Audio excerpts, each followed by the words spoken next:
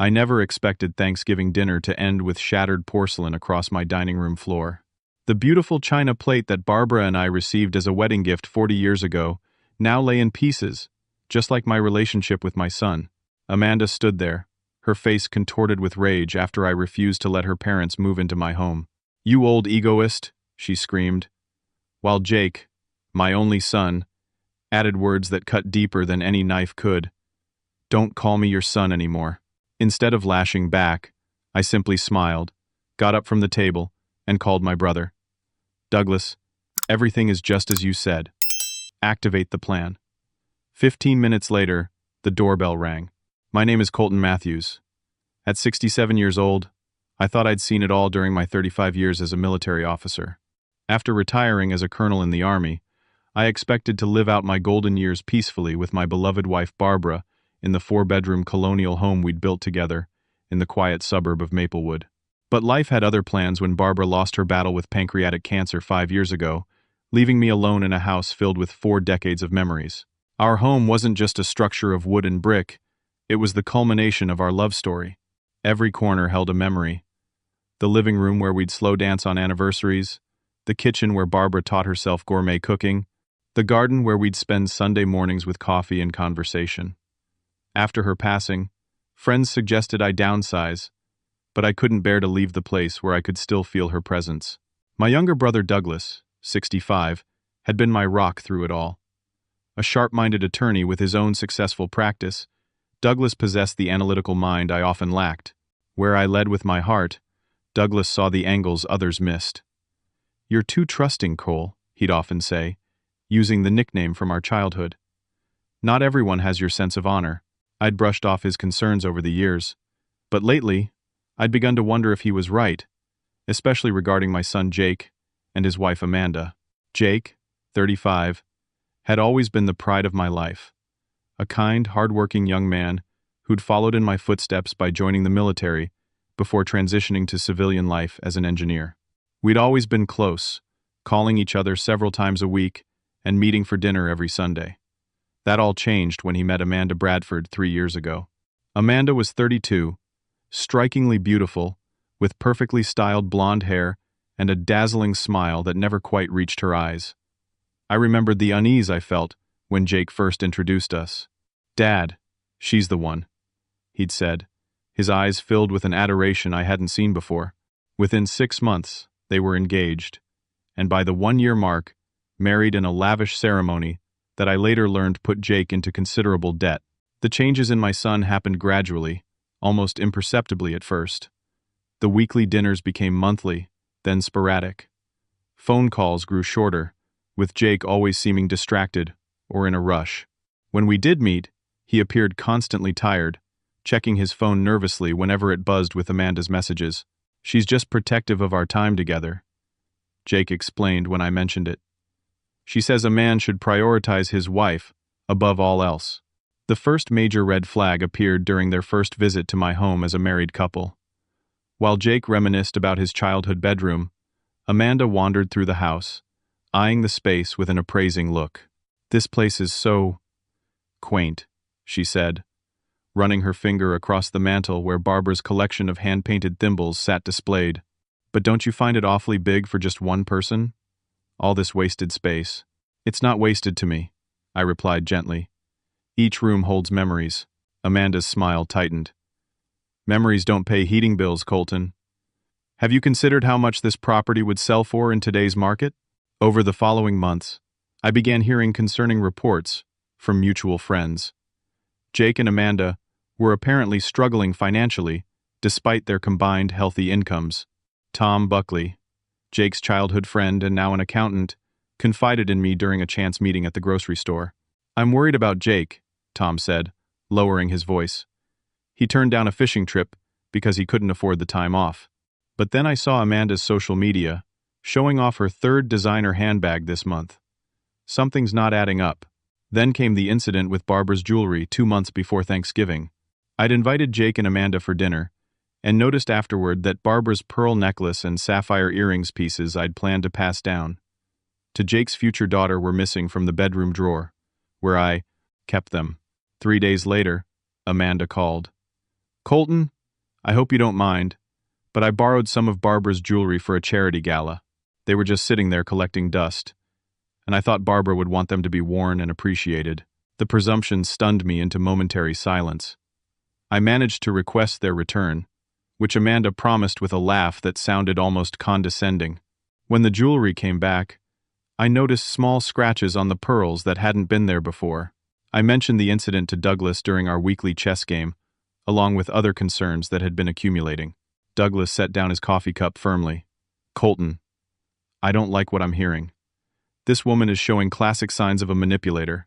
She's isolating Jake from his support network, creating financial dependency, and testing boundaries with you to see what she can get away with. Surely you're being paranoid, I protested, though doubt had already taken root. Let me do some discreet checking into her background, Douglas offered, and in the meantime, be careful about giving Amanda any legal access to your property or assets. I've seen cases like this before. They rarely end well for the trusting party. I reluctantly agreed, but held on to hope that Thanksgiving would provide an opportunity to repair the growing rift. I planned a traditional feast with all of Jake's favorite dishes, hoping familiar comforts might bring back glimpses of my son beneath the stressed, distant man he'd become. Then, 2 days before Thanksgiving, Jake called with news that would set in motion the events leading to that shattered plate across my dining room floor. Dad, we need to talk about something important, Jake began, his voice tense. Amanda's parents lost their house. They need a place to stay, and since you have all those empty rooms, we thought they could move in with you. Just temporarily, of course. The request, or rather, the assumption, left me speechless. I'd met Amanda's parents, Gerald and Linda Hunter, exactly twice, at the wedding and at one awkward dinner thereafter. Gerald struck me as loud and perpetually dissatisfied, while Linda seemed to share her daughter's talent for backhanded compliments. Jake, that's quite a request to spring on me with no notice, I finally managed. What happened to their home? There was a pause before Jake answered. Some investments went bad. It's not their fault. Later that evening, a brief call with Douglas revealed a different story. Gerald Hunter had a history of gambling debts and had lost their previous 2 homes to creditors. This wasn't a temporary setback but a pattern of financial irresponsibility. Dad, you're not understanding the situation, Jake insisted during our phone conversation. His voice had taken on an edge I'd never heard before. They have nowhere else to go. I understand completely, I replied calmly. And I'm happy to help in other ways. I could assist with first and last month's rent on an apartment or help them find temporary housing while they sort things out. That's not good enough, Jake snapped. They need stability right now. Your house has 3 empty bedrooms just sitting there. Those rooms aren't just sitting there, Jake. They're part of my home. So your precious space is more important than family being homeless? Is that what Mom would want? The invocation of Barbara's memory as emotional leverage made my blood run cold. My son had never used his mother this way before. This didn't sound like Jake at all. It sounded like words being fed to him. Let me think about it and we'll discuss it further at Thanksgiving, I said, trying to buy time to process this unexpected situation. After hanging up, I immediately did what Barbara always advised during crises. Research before reacting. A quick internet search of Gerald Hunter revealed concerning information: 3 bankruptcies in 15 years, a lien against their previous home, and a pattern of staying with relatives for extended periods after financial emergencies. Douglas's warning echoed in my mind. When I called him that evening, his attorney's analytical mind went straight to work. This could be the beginning of an adverse possession claim, he warned. They move in temporarily, establish residency, and before you know it, you're fighting a legal battle to get them out of your own home. What should I do? I asked. Stand your ground, but be prepared for confrontation. From what you've told me about Amanda's behavior, she won't take rejection well. Let's develop a contingency plan, in case things escalate. The plan Douglas outlined seemed excessive at first, but he insisted. Hope for the best. Prepare for the worst. Isn't that what you always taught Jake? Thanksgiving morning arrived crisp and clear. I woke at 5:30, my military habits still intact after all these years. As sunlight filtered through the kitchen windows, I began preparing the feast. Turkey seasoned just as Barbara had taught me, her secret recipe for cornbread stuffing, sweet potato casserole, and all the traditional sides that had graced our family table for generations. While the turkey roasted, filling the house with comforting aromas. I set the dining room table with Barbara's best china, the delicate pattern of blue forget-me-nots around the edges that she'd so carefully selected when we were newlyweds. Each place setting held memories of past gatherings when our table had been full of laughter. Jake and Amanda arrived at exactly 2 o'clock, the tension palpable beneath their festive attire. Amanda carried a designer handbag that looked brand new, and both wore expensive outfits that contradicted their claimed financial struggles. "Happy Thanksgiving, Dad," Jake said, offering a stiff hug that felt more obligatory than affectionate. Amanda handed me a bottle of premium champagne. "We thought we should celebrate properly," she said with a smile that didn't reach her eyes. "After all, this will be our first Thanksgiving with the whole family under one roof once my parents arrive next week." Her presumption stunned me, but I maintained composure, simply nodding as I accepted the bottle. Throughout the meal preparation, Amanda made passive-aggressive comments about the outdated kitchen and how she would modernize everything given the opportunity. Jake remained unusually quiet, checking his phone repeatedly and exchanging glances with Amanda. Twice, I caught him watching me with an expression that looked almost like guilt. While retrieving extra napkins from the hallway closet, I overheard Amanda on the phone in the guest bathroom, her voice low but unmistakable. "Mom, don't worry about a thing. We're moving you in next week regardless of what the old man says. Jake's handling it. This house is practically ours anyway. He can't possibly need all this space. And once you're settled in, we can work on the next phase." A chill ran down my spine. Next phase? This confirmed Douglas's suspicions that their plans extended beyond temporary housing. Still, I held on to hope that I was misinterpreting things, that my son wouldn't be complicit in such manipulation. That hope evaporated minutes later when I stepped into the garage to retrieve the gravy boat from a storage box. There, stacked against the wall, were several large suitcases and boxes labeled Gerald's office and Linda's clothes. They had already started moving in without my knowledge or permission. Further inspection revealed something even more disturbing. My spare key, which I kept hidden in the workshop, was missing from its place. Someone had taken it and given it to Amanda's parents, allowing them access to my home while I was away. As I stood there absorbing this betrayal, I heard Amanda's voice behind me.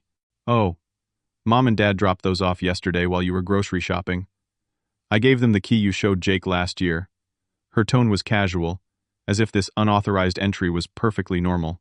"They'll bring the rest of their things on Saturday." I told them they could take the master bedroom, since it has the ensuite bathroom. The master bedroom where Barbara and I had shared our life together, where she had spent her final days. The room I still couldn't sleep in, choosing instead the smaller guest room that didn't hold such powerful memories of loss. In that moment, I realized Douglas had been right all along. This wasn't just about temporary housing for Amanda's parents. This was a calculated takeover of my home, and by extension, my life. "Amanda, there seems to be a misunderstanding," I said, keeping my voice steady despite the anger building inside me. "I never agreed to your parents moving in, and I certainly never authorized anyone to bring their belongings into my home without permission." Her expression shifted instantly from confident to defensive. "Our home, you mean? Jake is your son, which makes this his inheritance anyway. We're just accelerating the timeline a bit." "The timeline for what exactly?" I asked, though I already suspected the answer. "For you to move on, Colton," she replied, dropping all pretense of respect. "You're one person living in a 4-bedroom house in a prime location. It's selfish, frankly. My parents lost everything, and here you are, hoarding space and memories." I took a deep breath, channeling the patience that had served me through decades of military service. "This is still my home, purchased with my money, maintained with my efforts. I sympathize with your parents' situation, but that doesn't entitle them to move in without my consent." "Jake," she called out, her voice rising, "come explain to your father how families are supposed to support each other." Jake appeared in the garage doorway, his expression torn between loyalty to his wife and the values I'd raised him with. "Dad, I know this is sudden, but Amanda's right. Family helps family. It's what Mom would want." "Don't presume to tell me what Barbara would want," I said quietly, the calm in my voice masking my heartbreak at seeing my son so manipulated. "She would never have approved of anyone being pressured out of their own home." "It's not pressure, it's reality," Amanda interjected. You're getting older, Colton. The stairs, the maintenance, it's too much for you alone. My parents moving in solves everyone's problems. They get housing, you get live-in assistance, and eventually, when you're ready for a retirement community, we'll take over the property fully. The presumption took my breath away. And when exactly did you decide this was your decision to make? About 6 months ago, she answered with shocking candor. When we realized how much equity is in this property, the market's hot right now, we could sell for triple what you paid, if you'd just be reasonable. Jake had the decency to look uncomfortable. Amanda, we agreed to ease into this conversation. There's no point sugarcoating it anymore, she snapped. Your father needs to accept reality. He's being selfish, living alone in all this space, while we're struggling to get ahead and my parents have nowhere to go. Struggling? I questioned. With your designer handbags and luxury vacations? I saw the photos from your trip to Hawaii last month, Amanda. Those don't look like the expenses of people who are financially struggling. Her face flushed red. You've been spying on us? I've been paying attention, I corrected. Just as I've noticed that while Jake claims you're struggling, you somehow managed to buy a new car 3 months ago. Jake stepped forward. That's not fair, Dad. We have expenses you don't understand. Then help me understand, son, I pleaded. Because from where I stand, it looks like your wife is manipulating you into pressuring me out of my own home. Don't listen to him, Amanda hissed to Jake. He's trying to turn you against me, just like he always has. He's never accepted me as part of this family. That's not true, I countered. I welcomed you with open arms, Amanda. What I don't welcome is this calculated attempt to claim my property. Your property? Your property, she mimicked. Is that all you care about? Things? While actual people, family, suffer? I turned to my son, hoping to reach the young man I'd raised. Jake, can you honestly tell me this feels right to you? Giving away my key without permission? Planning to move your in-laws into my bedroom? Deciding my future without even consulting me? For a moment, I saw doubt flicker in his eyes. But Amanda quickly reclaimed his attention, with a hand on his arm, and tears welling in her eyes. Tears that appeared on command. I can't believe how cruel your father is being, she said, voice quavering perfectly. After everything we've done for him, visiting him in this mausoleum, he calls a home, including him in our lives despite how difficult he makes it. Jake's expression hardened as he watched his wife cry. Dad, you're being unreasonable. Amanda's parents need help, and we're in a position to provide it using resources that are just sitting idle. This is my home, not an idle resource, I stated firmly, and my answer is no. Your in-laws cannot move in. Not now, not ever. Amanda's tears vanished as quickly as they had appeared. You selfish old man. Do you have any idea what Jake has sacrificed for you? The opportunities he's turned down to stay near you after Barbara died? And this is how you repay him? What opportunities? I asked, genuinely confused. Jake had never mentioned turning down any opportunities for my sake. Enough, Amanda, Jake muttered, but she was too far gone in her rage to stop. That promotion in Seattle 3 years ago, the one that would have doubled his salary, he turned it down because you were too fragile after losing Barbara. And now you can't even help his family in return? This was news to me. Jake had never mentioned any promotion or opportunity in Seattle before or after Barbara's passing. I looked at my son questioningly, but he avoided my gaze. We moved back to the dining room, the turkey growing cold as the argument escalated. Amanda's voice grew louder, her accusations more outlandish with each passing minute. She claimed I had never accepted her, that I had deliberately made her feel unwelcome, that I was trying to control Jake through financial manipulation, all complete fabrications that twisted the reality of our family dynamic. Throughout it all, I maintained my composure, even as my heart broke watching my son stand silently by his wife's side, occasionally nodding in agreement with her distorted version of events. This house should be Jake's by now anyway, Amanda finally declared, standing up from the table. You're just being selfish, holding on to it out of some misplaced sentimentality. This house is mine, I said simply. Purchased with my money, maintained with my efforts. It will pass to Jake when I'm gone, not when you decide it's convenient for your plans. Amanda's eyes narrowed. And when will that be, Colton? How long do you expect everyone to wait while you rattle around this big empty house alone? 5 more years? 10? 20? The implication in her tone was unmistakable, and it clearly crossed a line even for Jake. "Amanda, that's enough," he said sharply, but she was too far gone in her rage to heed him. "No, it's not enough. I'm tired of tiptoeing around his feelings while he sits on a gold mine we could all benefit from. You know what the problem is? He thinks he's still the colonel, giving orders that everyone has to follow. Well, you're not in the army anymore, old man. You can't command us to live by your rules." With that, she grabbed one of Barbara's precious china plates from the table and hurled it directly at me. I dodged, just in time, the plate shattering against the wall behind me, fragments of blue forget-me-nots scattering across the hardwood floor. "You old egoist!" she screamed, her face contorted with fury. "You'd rather see us all suffer than give up 1 inch of your precious control." I looked to Jake, expecting to see shock at his wife's violent outburst. Instead, I saw anger directed at me. "She's right, Dad," he said coldly. "You've always been like this, rigid, unbending. Maybe it worked in the military, but this is family. If you can't support us when we need it most, then don't call me your son anymore." Those words cut deeper than the sharpest blade. I felt a physical pain in my chest as if my heart were literally breaking. For a moment, I couldn't breathe, couldn't think past the ringing in my ears. Then, with a clarity that surprised even me, I knew exactly what needed to be done. I simply smiled, got up from the table, and walked to the hallway to retrieve my phone. I dialed Douglas's number while Amanda continued to rage in the background. "Douglas," I said when he answered, "everything is just as you said. Activate the plan." I returned to the dining room, checked my watch, and calmly began clearing the undamaged dishes from the table as Jake and Amanda watched in confused silence. Exactly 15 minutes later, the doorbell rang. The sound of the doorbell seemed to freeze everyone in place. Amanda, who had been in the middle of another tirade, stopped mid-sentence.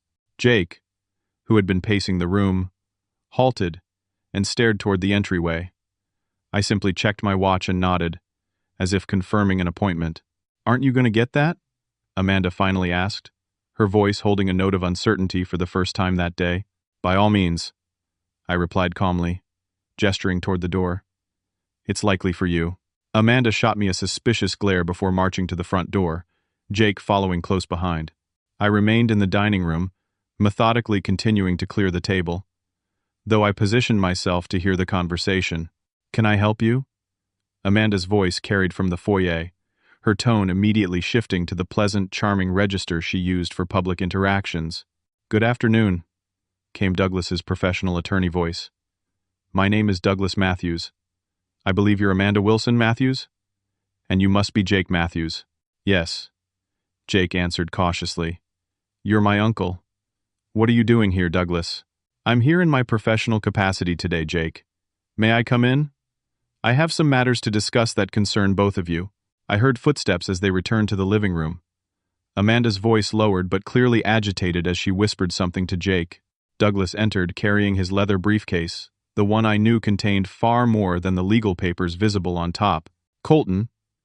Douglas acknowledged me with a nod before taking a seat at the dining table without waiting for an invitation. He placed his briefcase on the table and methodically removed several folders. "What's this about?" Amanda demanded, her earlier confidence returning. "If you think bringing in a lawyer will intimidate us, you're mistaken. We know our rights." "Do you?" Douglas responded mildly, adjusting his glasses. "That's interesting, because I've been investigating certain matters that suggest otherwise." Jake stepped forward, confusion evident on his face. "Investigating? What are you talking about?" "Please, sit down." Douglas gestured to the chairs. When they reluctantly complied, he continued, "For the past 4 months, Colton and I have been documenting a pattern of concerning behavior from your wife, Jake. Initially, these were just precautionary measures, the kind any prudent person might take when observing potential financial exploitation. But what began as simple documentation has evolved into something more troubling." Amanda laughed, though the sound held no humor. "This is ridiculous. You've been investigating me? Based on what? The fact that I want my husband's family to help my parents during a difficult time?" "Based on multiple factors," Douglas replied evenly. "The unauthorized borrowing of family heirlooms, the systematic isolation of Jake from his friends and former colleagues, the significant unexplained expenditures from your joint account while claiming financial hardship, and most recently, the unauthorized entry to this property, and the beginnings of what appears to be an attempt at establishing squatters' rights for your parents. Jake shook his head, though doubt had begun to creep into his expression. Uncle Douglas, I think there's been a misunderstanding. Has there? Douglas interrupted, opening one of the folders. Jake, did you authorize Amanda to withdraw $4,000 from your joint savings account last month for what was claimed to be emergency car repairs? Yes, of course, Jake replied immediately. Her car needed a new transmission. Interesting, Douglas said, sliding a document across the table. Because according to the service record obtained from Carson's Auto, with a simple records request, the only service performed on Amanda's vehicle last month was a routine oil change costing $78. Color drained from Jake's face as he stared at the service receipt. That must be a mistake. There's no mistake, I said gently, speaking for the first time since Douglas arrived. Just as there was no promotion in Seattle that you turned down for my sake. I called your former supervisor, Tom Reynolds, yesterday. He confirmed no such opportunity ever existed. Jake's head snapped up. What? But Amanda said. Amanda has said many things, Douglas interjected, opening another folder. Just as she told her previous husband's family similar stories before attempting to lay claim to his grandmother's property in Tennessee, Amanda's face contorted with fury. How dare you? That situation was completely different. They were trying to cheat me out of what was rightfully mine. According to the court records, Douglas continued as if she hadn't spoken. The judge disagreed quite emphatically. In fact, the restraining order that resulted is still technically in effect, though it was filed in a different state. Jake turned to stare at his wife. Previous husband? You told me you'd only been in one serious relationship before me. And the systematic alienation begins, Douglas commented, making a note in his legal pad. First from friends, then from family, then the gaslighting to make you doubt your own perceptions and memories. It's a textbook case, really. This is absurd, Amanda spat, standing abruptly. I don't have to listen to these ridiculous accusations. Jake, we're leaving. Before you go, Douglas said, his voice still irritatingly calm, you should know that we've been recording today's events. Colton activated the home security system I installed last month after we discovered the first unauthorized entry to the property. It captures both video and audio throughout the common areas of the house. I walked to the bookshelf and turned the Spine of War and Peace, a book Barbara had always teased me for never finishing. The center shelf slid forward slightly, revealing a small digital monitor showing multiple camera feeds from around the house. We have everything, I said quietly. Your admission about taking my spare key without permission. Your statement about your parents' plans to move, regardless of my consent. Your declaration that the house should be Jake's now, against my wishes. And, of course, your physical assault when you threw that plate at me. Jake looked stunned, his gaze moving from the monitor to Amanda to me, as if trying to reconcile completely different versions of reality. You've been spying on us? Amanda shrieked, her composure completely shattered. Not spying, Douglas corrected. Protecting a vulnerable family member from potential elder abuse and property fraud, both criminal offenses in this state. The recording system was installed after you entered the property without permission and removed items without consent last month. The pearls, Jake murmured, realization dawning. Dad, I swear I didn't know she took them without asking you. I believe you, son, I said sincerely. Just as I believe you didn't know about the 4 separate credit cards Amanda has opened in your name over the past year. Douglas slid another document across the table, a credit report, showing accounts Jake clearly hadn't known existed, judging by the shock on his face. Identity fraud is also a criminal offense, Douglas noted mildly, as is the misappropriation of funds from a joint account when used for purposes not disclosed to the joint holder. Amanda's strategy shifted instantly, her expression morphing from rage to victimhood as tears filled her eyes. Jake, baby, they're trying to turn you against me. Your father has never accepted me, never given me a chance. Can't you see what they're doing? They're trying to drive us apart because they can't stand to see you happy. It was the same performance I'd witnessed countless times before: the instant tears, the quivering voice, the appeal to emotion over facts. But this time, Jake seemed less susceptible. his eyes fixed on the credit report in front of him. $3,000 at Nordstrom last week? He read aloud. $6,000 for a spa weekend in April? Amanda, we could barely make the mortgage payment in April. You told me you had to borrow from your parents. I was going to surprise you, she stammered, the tears flowing freely now. I've been planning a special trip for our anniversary. Everything I've done has been for us, for our future, including alienating him from his oldest friends? I asked quietly. Tom Buckley came to see me last month, Jake. He said he's been trying to reach you for nearly a year, but you never return his calls. He was worried about you. Jake's expression darkened. Amanda told me Tom said some inappropriate things about her at our wedding reception, that he wasn't really my friend anymore. Tom was at your bachelor party with me, son, I replied gently. He never attended the reception. He was on a plane to his mother's funeral by then. As Jake processed this information, Douglas continued methodically presenting evidence. Financial records showing mysterious cash withdrawals, text messages Amanda had sent to her parents discussing their long-term plan for my property, social media posts from Amanda's private account bragging about how she was securing the bag by marrying into property and future inheritance. We have statements from several of your former colleagues as well, Douglas added. People who've observed the changes in your behavior since your marriage. Their observations, combined with this documentation, paint a concerning picture of coercive control and financial exploitation. Enough, Amanda suddenly shouted, slamming her hand on the table. This is all circumstantial and completely twisted out of context. You can't prove anything. Actually, came a new voice from the hallway. They can.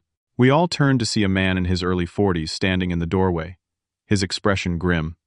Douglas nodded in acknowledgement. Jake, Amanda, this is Michael Hernandez. He's a private investigator I hired 3 months ago, when our concerns about Amanda's behavior became impossible to ignore. You've been having me followed? Amanda's outrage seemed almost comical given the circumstances. Not just followed, Michael replied, stepping fully into the room. I've been building a case file that includes interviews with your previous husband's family, documentation of your parents' history of similar housing scams in 3 different states, and evidence of your systematic targeting of older homeowners with adult children. Michael placed a thick folder on the table. This isn't the first time you've played this game, Mrs. Matthews.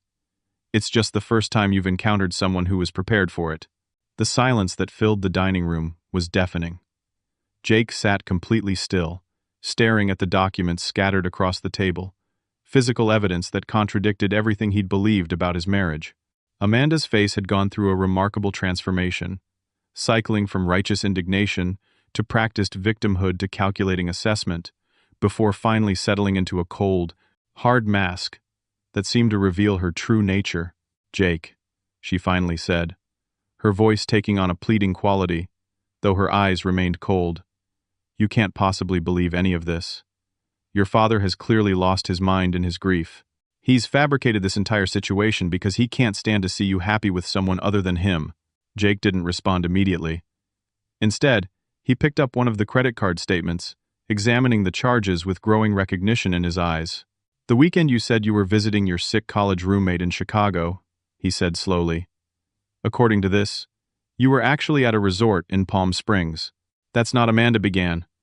But Jake cut her off.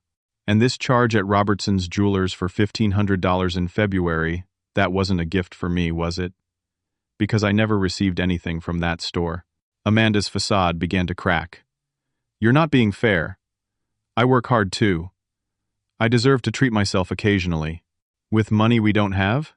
Jake's voice rose slightly. Money you told me we needed to save for a house down payment? Money that apparently went to designer handbags, while I've been working 60-hour weeks and skipping lunches to save? As Jake continued examining the statements, memories seemed to surface moments of confusion that suddenly made sense in this new context. The times I couldn't find my wallet, and you found it in places I was certain I'd already checked, he muttered. The mail you insisted on collecting because you were helping me stay organized. The friends who supposedly said hurtful things about you that they later denied, saying, he looked up at Amanda, real pain in his eyes. My baseball card collection that had been in my family for 3 generations. You said it was damaged in water leak while I was deployed. Did you sell it? Amanda's silence was answer enough. $5,000. Michael Hernandez supplied quietly. Sold to a collector in Boston 15 months ago. I have the transaction records if you'd like to see them. Jake placed his head in his hands, his shoulders slumping with the weight of realization. How could I have been so blind? Don't blame yourself, I said gently, placing a hand on his shoulder. Amanda is exceptionally skilled at what she does. According to Mr. Manamana, end quote, Hernandez's investigation, you're the third husband she's manipulated this way. Third? Jake's head snapped up. You told me you'd only been married once before. Amanda's composure finally shattered completely. What was I supposed to say? That my first husband died under suspicious circumstances, leaving me his life insurance? That my second husband's family falsely accused me of elder abuse just because I helped his grandmother update her will in my favor? How would that have sounded on our third date? The slip made Jake physically recoil. Even Amanda seemed to realize she'd said too much. I mean, she backpedaled frantically. They were all misunderstandings. People are always trying to paint me as some kind of villain when I'm just trying to secure my future. By lying? By stealing? By isolating me from everyone who cared about me? Jake's voice was quiet but intense. By trying to force my father out of his own home? Your father is being completely unreasonable. Amanda snapped, abandoning the victim role entirely. He doesn't need this huge house. He could move into a nice little retirement community and let us put this property to proper use. It's just selfish hoarding at his age. It's his home, Jake said simply. The home he built with Mom. The home they shared for 40 years. The home I grew up in. And it's keeping you tied to the past, Amanda countered. We could sell this place for $700,000. Easy. Pay off our debts. Set ourselves up properly. Help my parents get back on their feet. The debts you created without my knowledge, Jake noted, his voice hardening. And your parents' financial problems that you neglected to mention were caused by your father's gambling addiction. Everyone has flaws, Amanda dismissed with a wave of her hand.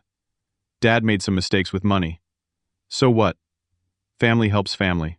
Except I'm not actually family to you, am I? Jake asked, his expression clearing, as if seeing the truth for the first time. I'm an asset, a means to an end, access to property and inheritance. Don't be dramatic, Amanda scoffed, though her eyes darted to the exit as if calculating her options. Of course I love you. We can work through this misunderstanding. Misunderstanding? Jake repeated incredulously. You've been systematically lying to me for our entire relationship. You've isolated me from my friends, manipulated me into turning against my own father, and apparently planned to move your parents into his home against his wishes. Which part of that is a misunderstanding? Amanda's phone buzzed, and she glanced at it with visible relief. That's my parents. They're outside. They'll help clear all this up. Before anyone could object, she hurried to the front door. Moments later, Gerald and Linda Hunter entered the dining room, both dressed in expensive clothing that belied their claimed financial distress. What's going on? Gerald demanded, looking around at the assembled group with suspicion. Amanda says you're causing problems about us moving in, Colton. Mr. Hunter, Douglas spoke up, rising from his chair.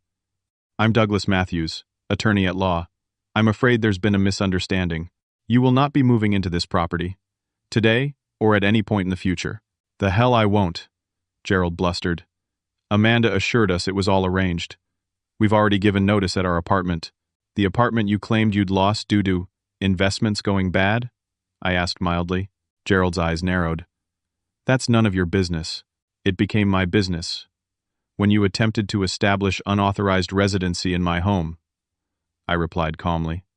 Just as it became my business when your daughter married my son under apparently fraudulent pretenses. Fraudulent? Linda Hunter stepped forward, her expression a mirror image of her daughter's practiced outrage. How dare you? Amanda has been nothing but good to your son. Perhaps you should review these materials before continuing that line of defense, Douglas suggested, sliding some of the documents toward them. They detail your family's history of similar housing schemes in 3 other states.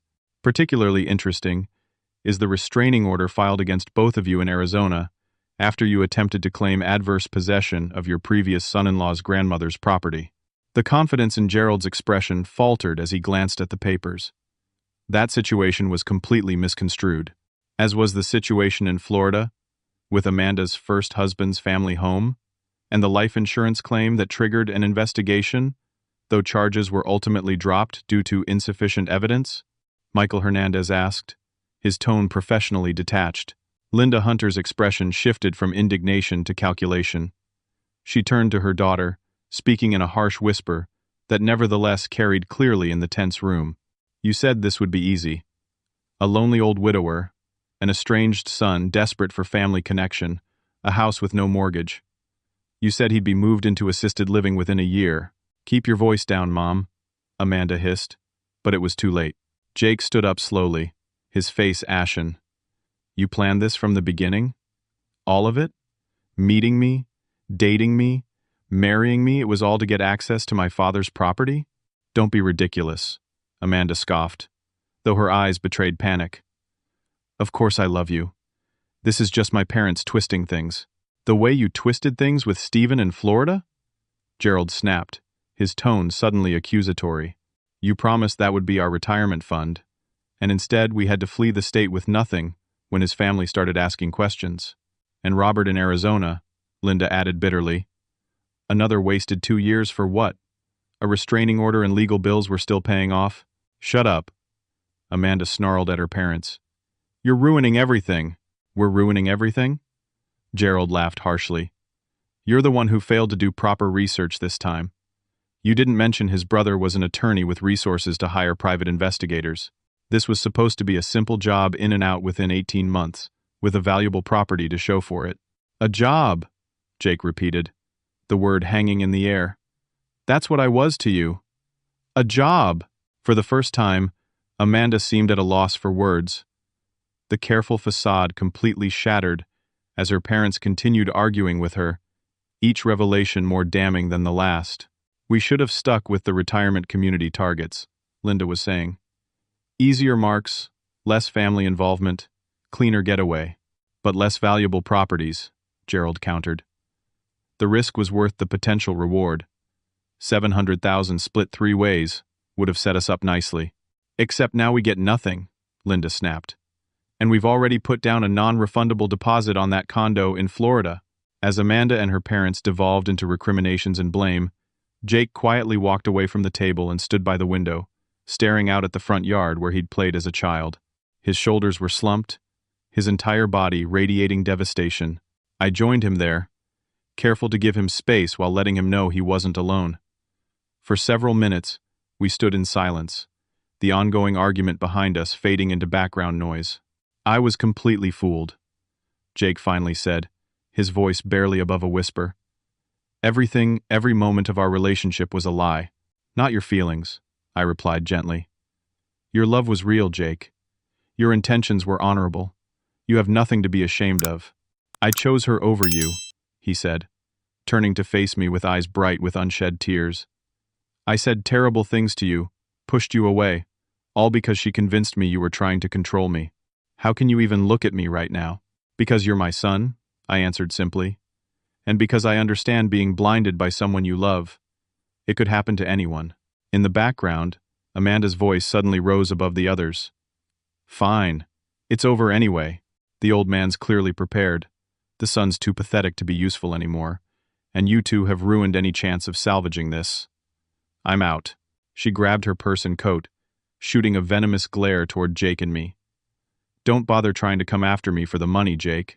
Good luck proving I did anything wrong legally. It's your word against mine about the credit cards. You probably authorized them and just forgot, given how overworked and stressed you always are. With that parting shot, she stormed toward the front door. Her parents, suddenly realizing they were being abandoned, hurried after her, still arguing about who was to blame for the plan's failure. The front door slammed with such force that one of Barbara's framed photographs fell from the wall, the glass cracking as it hit the floor. One final act of destruction from a woman who had nearly succeeded in destroying our family. In the sudden silence that followed their departure, Jake stared at the broken frame, then slowly knelt to pick it up. It was a photo of him at age 10, proudly holding a trophy from his first baseball tournament, Barbara and I standing beside him with matching proud smiles. I'm so sorry, Dad, he whispered, carefully removing the photo from the damaged frame. For everything. The house felt strangely empty after Amanda and her parents left, despite there being more people in it than when the day began. Douglas and Michael Hernandez remained in the dining room, organizing their documents and speaking in low voices. Jake sat on the sofa in the living room, staring at nothing, occasionally running his hands through his hair in a gesture of disbelief I recognized from his childhood. I stood in the kitchen, mechanically putting away the uneaten Thanksgiving food, trying to process everything that had happened. The turkey that I'd so carefully prepared sat largely untouched, a symbol of the family gathering that had gone so terribly wrong. "Let me help with that," Douglas said, appearing at my side and taking a container of cranberry sauce from my hands. "You should go talk to Jake. He needs his father right now." I nodded, grateful for my brother's practical nature. "What happens now?" "Legally speaking," Douglas sighed. "That depends on Jake. If he wants to pursue charges for identity theft and credit card fraud, there's certainly enough evidence. As for the attempted property scheme, we've documented everything should Amanda or her parents attempt anything further. For now, I suggest changing the locks immediately." "Already arranged," Douglas assured me. "I have a locksmith coming in an hour. I've also alerted the local police about the situation, just as a precaution. Given the Hunter family's history of similar schemes, they were quite interested." With a nod of thanks, I joined Jake in the living room, sitting across from him in Barbara's favorite armchair. For several minutes, we sat in silence, the weight of the day hanging between us. "I don't even know where to begin," Jake finally said, his voice hoarse. "The things I said to you today, the way I've treated you these past 3 years, I don't know if I can ever make that right." "You don't need to make it right," I replied gently. "You were manipulated by someone who's apparently made a career of manipulating others. From what Mr. Hernandez found, Amanda and her parents have done this before, targeting people, creating division within families, attempting to gain control of properties." "But I should have seen through it," Jake insisted, anger at himself evident in his clenched fists. "The signs were all there. The way she isolated me from my friends, her constant criticism of you, the mysterious expenses I wasn't allowed to question. Hindsight makes everything clearer," I said. "And Amanda is exceptionally skilled at what she does. She identified your vulnerabilities and exploited them systematically." Jake looked up, his expression pained. "My biggest vulnerability was wanting a family of my own after Mom died. I was so desperate to not be alone that I ignored every warning sign. We all make mistakes, son. The question is what we learn from them." Jake nodded slowly, then asked the question I could see had been troubling him most. "How long have you suspected? About Amanda, I mean." I considered my answer carefully. "I had concerns from the beginning, but I didn't want to interfere. You seemed happy, and that was what mattered most to me. It wasn't until she started borrowing your mother's jewelry without permission that I felt something was truly wrong." "That's when you contacted Uncle Douglas?" "Yes. He suggested we start documenting her behavior, just as a precaution. When the incidents escalated your sudden financial struggles despite your good salary, her comments about my house being wasted space, the way you became increasingly distant, Douglas recommended hiring Mr. Hernandez to look deeper into Amanda's background. And he found the others," Jake said quietly.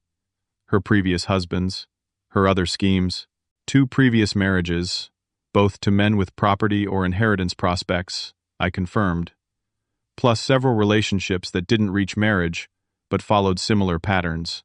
Jake shook his head in disbelief. "I thought I knew her. I thought what we had was real. How could I have been so completely wrong about someone?" Douglas joined us, sitting in the adjacent chair, with his ever-present legal pad.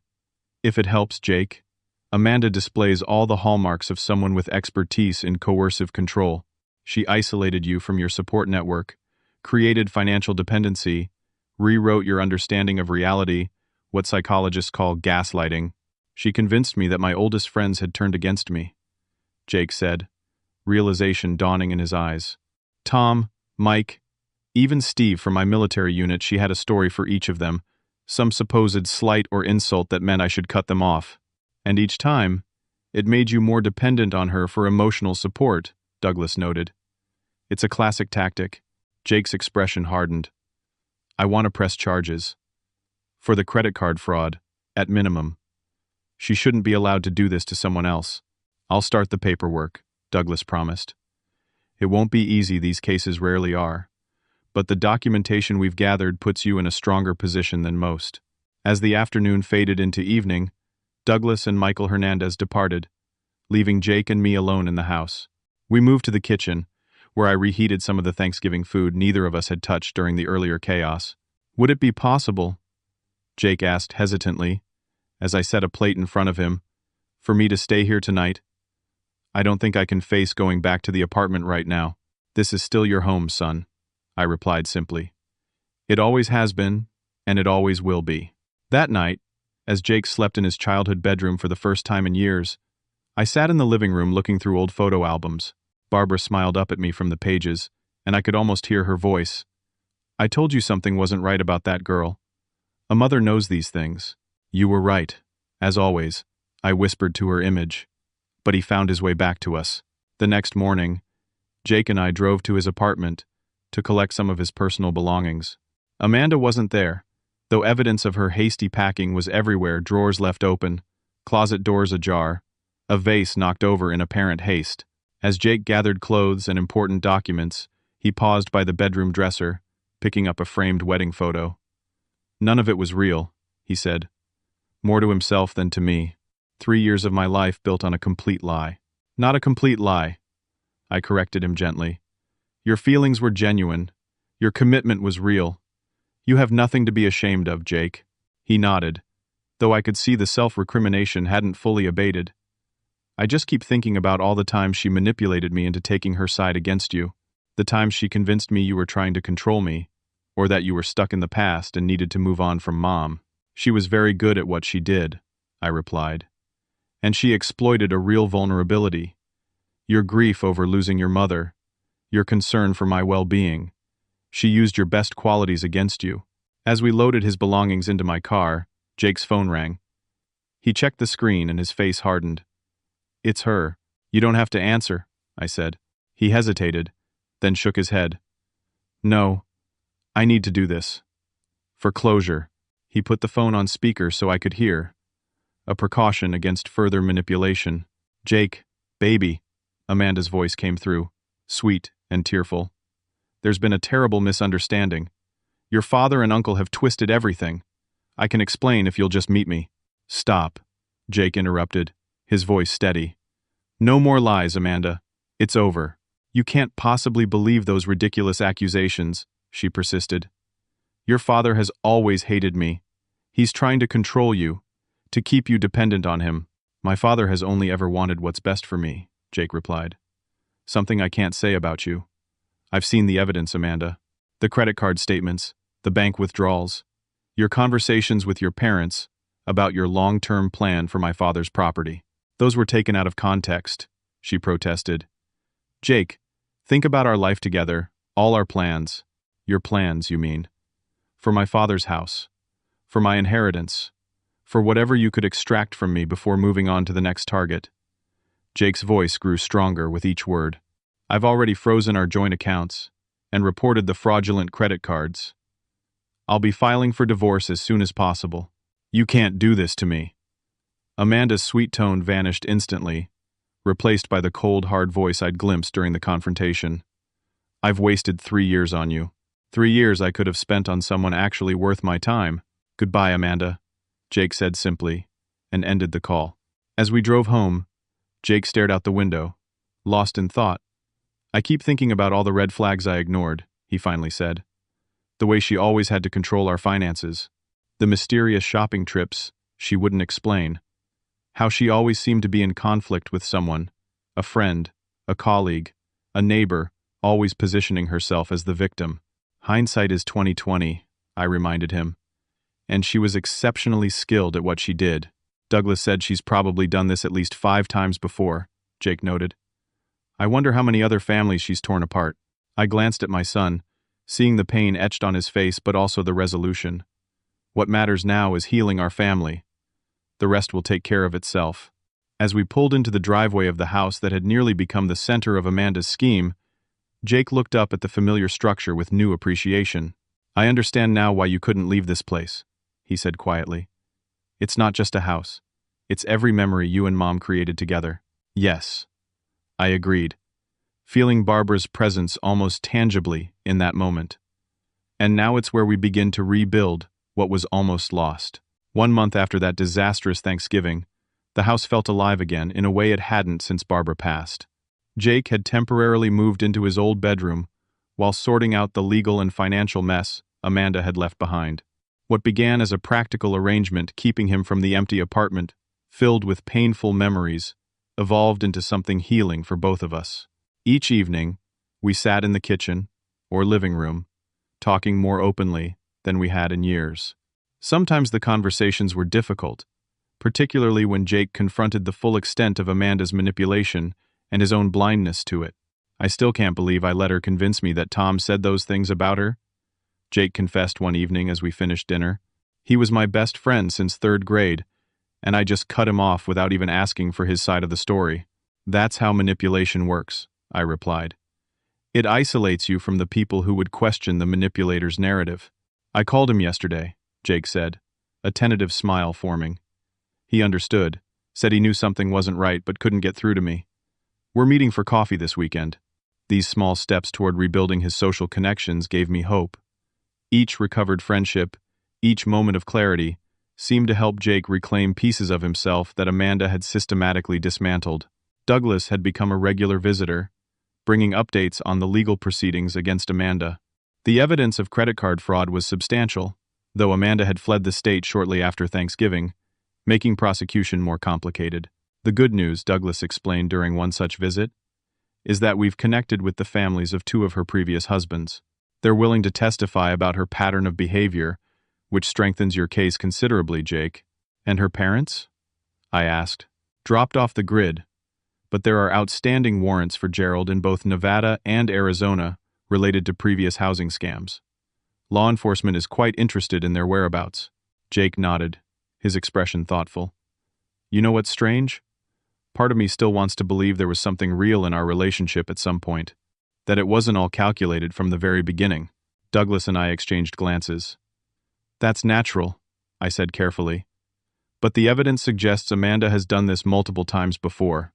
Her pattern is consistent: identify a target with property or inheritance prospects, create division within their family, and position herself to gain control of assets.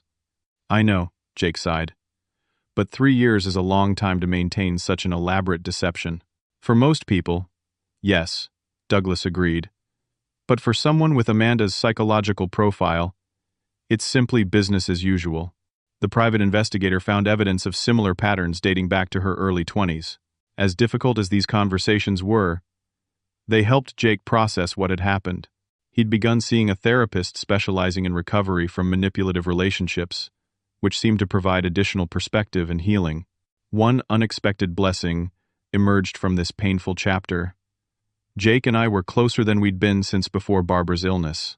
Without Amanda's constant interference, we rediscovered our natural rapport, the easy conversation and shared humor that had always characterized our relationship. One evening, as we worked together, replacing the kitchen faucet, a repair job Amanda had always insisted required professionals. Jake paused, wrench in hand. I need to apologize, Dad, he said seriously, for the things I said on Thanksgiving, about not being your son anymore. I need you to know that was her words coming through me. I nodded, understanding completely. I never held that against you, Jake. Not for a moment. Still, he insisted, I said it. And I need you to know that I'm ashamed of it. You've been nothing but supportive my entire life. You didn't deserve any of this. Neither did you, son, I replied, squeezing his shoulder. Neither did you. By the time the next Thanksgiving approached, much had changed. Jake had filed for divorce, which Amanda didn't contest once. She realized the extent of evidence against her. He'd moved into his own apartment closer to my house, reclaimed his old position at the engineering firm where he'd worked before Amanda convinced him to switch jobs, and reconnected with most of the friends she'd systematically alienated. Most significantly, he'd begun dating again cautiously and with eyes wide open. Sarah was a physical therapist he'd met during a checkup for an old military injury. Unlike Amanda, She came with no dramatic stories or urgent needs, just genuine warmth and a straightforward manner that felt refreshing after Amanda's constant manipulation. "I'm taking it slowly this time," Jake explained when he first mentioned her. "Really getting to know her as a person before jumping into anything serious." "That sounds wise," I approved, though I kept my own counsel about Sarah until I'd had a chance to meet her. After Amanda, a healthy dose of caution seemed prudent. My concerns were largely allayed when Jake brought Sarah to our new Thanksgiving tradition, a gathering that included not just family but also friends who'd supported us through the difficult year. Douglas was there, of course, along with Tom Buckley and several of Jake's other friends who'd been pushed out of his life during the Amanda years. As I looked around the table, no fine china this year, just everyday dishes that couldn't become weapons in angry hands. I felt Barbara's presence strongly. She would have approved of this gathering, this healing circle of genuine connection. When Sarah offered to help with dishes afterward, I had a moment alone with her in the kitchen. "Jake's told me everything about last year," she said directly, meeting my eyes as she dried a serving bowl. "About Amanda. About the manipulation. All of it." I nodded, appreciating her forthrightness. "It was a difficult time for our family." "I can imagine," she replied. "But I want you to know something, Mr. Matthews. I have my own home that I bought 3 years ago. I have a career I love and financial independence. I'm not interested in Jake's inheritance or your property. I'm interested in him, the person he is, his character, his heart." The statement, offered without prompting, told me volumes about Sarah's understanding of our family's recent trauma. It also spoke to her emotional intelligence and empathy. "Thank you for that," I said simply. "And please, call me Colton." Later that evening, after most guests had departed, Jake, Douglas, and I sat in the living room with coffees, a peaceful end to a day that stood in stark contrast to the previous year's disaster. "I never thought we'd be here a year ago," Jake admitted. "When everything fell apart last Thanksgiving, I was convinced my life was over. The humiliation, the betrayal, it felt unsurvivable in that moment. But here you are," Douglas noted. "Stronger for having gone through it." Jake nodded thoughtfully. "You know what I've learned through all this? Trust your instincts, but verify when something feels wrong. Stand firm on your boundaries, even when people try to make you feel guilty for having them. And most importantly, real love doesn't isolate you from others. It expands your world, not shrinks it." I couldn't have articulated the lesson better myself. Looking at my son, his posture more relaxed than it had been in years, his eyes clear and focused, I felt profound gratitude that we'd navigated this storm together and emerged intact on the other side. Life would continue to present challenges, of course. Amanda still occasionally attempted contact, though Jake had become expert at recognizing and deflecting her manipulation tactics. The legal proceedings related to the financial fraud would likely continue for months, and Jake still had moments of self-doubt when he questioned how he could have been so thoroughly deceived. But the foundation had been restored. Our family bond, nearly severed by Amanda's calculated interference, had not only healed but grown stronger through the ordeal. We'd learned painful but valuable lessons about trust, boundaries, and the importance of maintaining connections with those who truly care about your well-being. As the evening wound down and Jake prepared to drive Sarah home, he paused at the door. "Next week is the holiday concert in the park," he said. "Sarah's niece is singing in the children's choir. Would you like to join us?" "I'd like that very much," I replied, recognizing the invitation as more than just a social gesture. It was Jake actively including me in his rebuilding life, a conscious rejection of the isolation Amanda had engineered. After they left, I stood on the porch watching their headlights disappear down the street.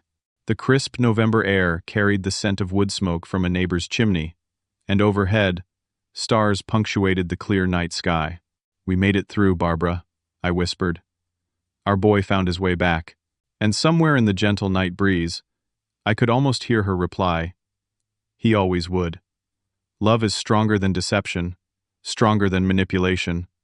Love finds its way home. I believe that now more than ever.